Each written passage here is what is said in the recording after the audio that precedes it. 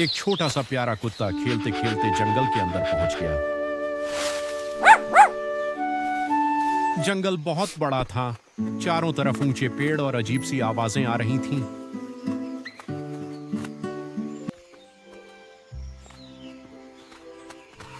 चारों तरफ ऊंचे पेड़ और अजीब सी आवाजें आ रही थीं। तभी अचानक झाड़ियों के पीछे से एक बड़ा शेर बाहर आ गया।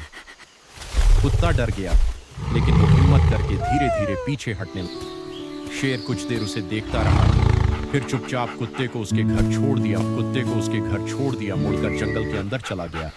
कुत्ते ने राहत की सांस ली और जल्दी से भागकर अपने घर वापस पहुंच गया।